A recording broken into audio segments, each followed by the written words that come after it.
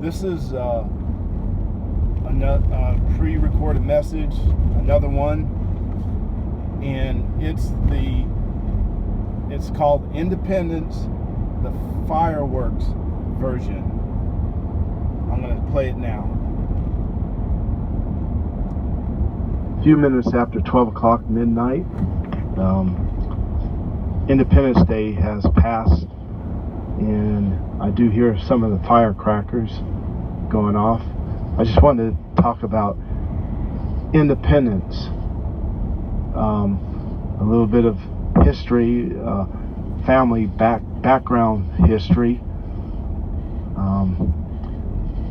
My great granddaddy was born in 1823. He had my granddaddy when he was in his old age. Okay, my great granddaddy's father fought in the Revolutionary War. Okay, again, his father had him in his old age. So the generations stretch far. My great granddaddy was a mulatto by his father, who was a Quaker. And what had happened before my great granddaddy was born,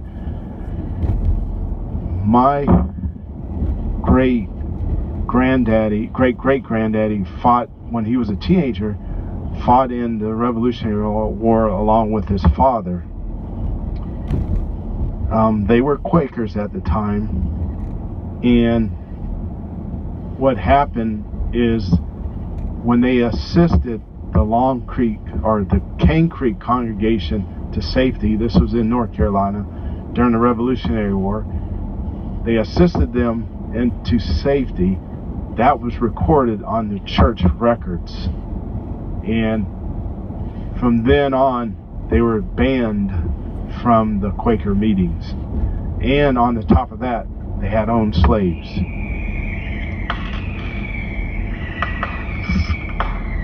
Slavery, the Quakers were trying to get rid of all their slaves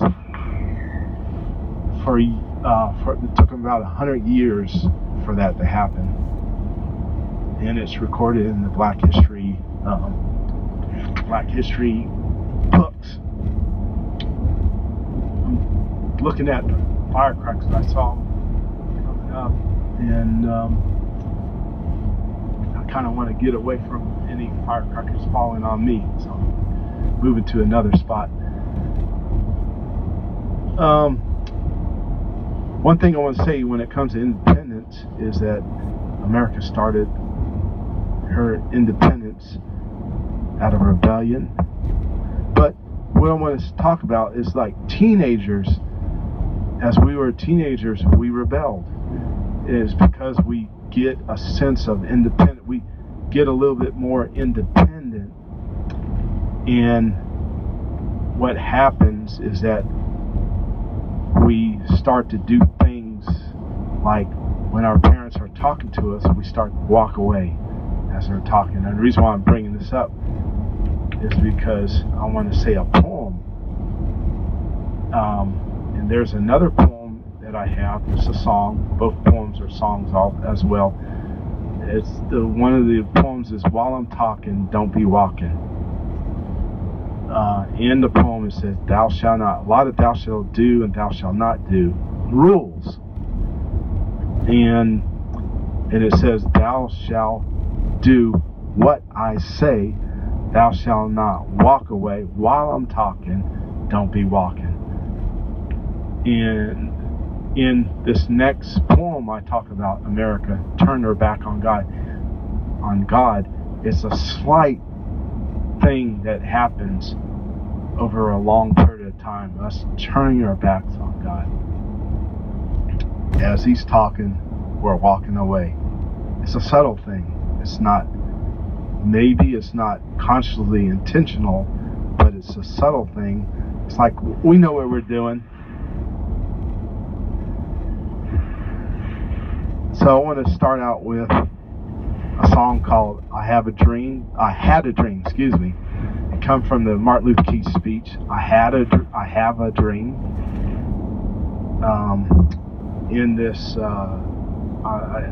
this speech, I got it from Max Roach's album. Max Roach is a drummer. He is a jazz drummer, and a solo, in one of his songs he plays a solo, and he phases it in and out with the Martin Luther King speech.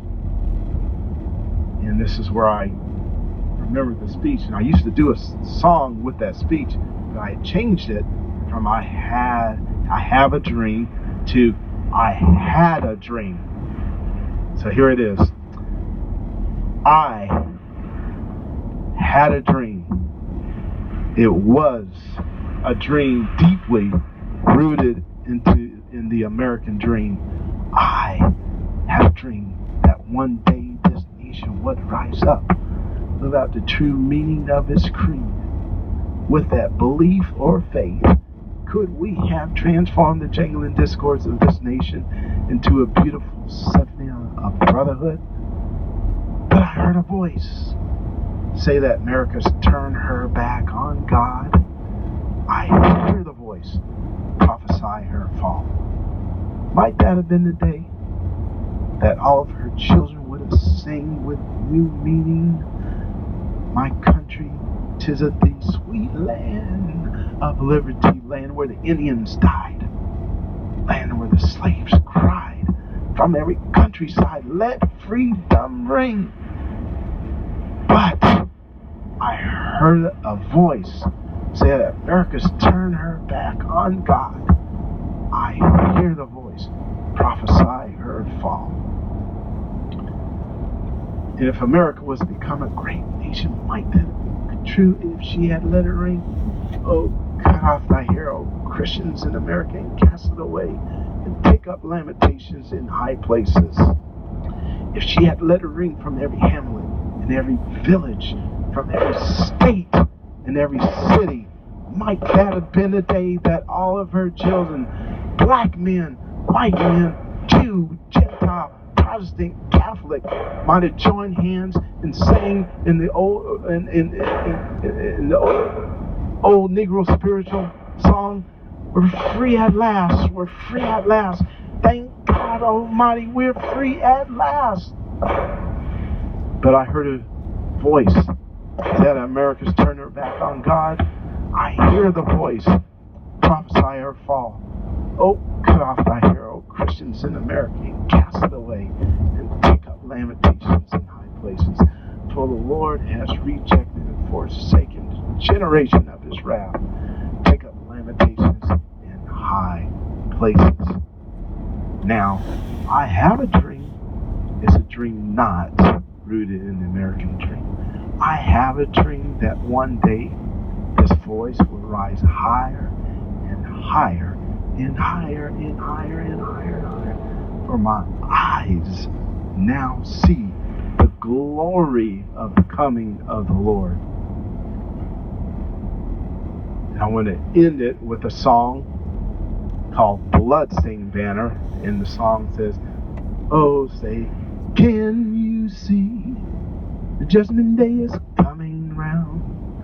Oh, so humbly we proclaim, Christ will come with trumpet sound, with the saints rapture in the air, a glorious fanfare. You'll get proof on that day of God's word we now hear.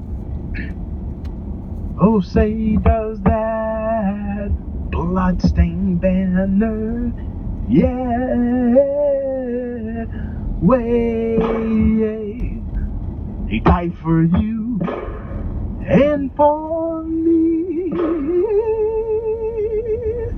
and he's arisen from